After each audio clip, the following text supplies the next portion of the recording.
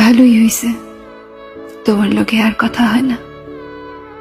কথা হইলে মায়া বাড়ত, প্রতিদিন নিয়ম কইরা রাত জেগা থাকন লাগতো।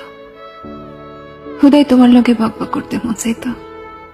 সারাদিনের আজেরা পেঁচাল গুলা তোমারে কইতে না পারলে অস্থির অস্থির লাগতো, ঘুমাইতে পারতাম না।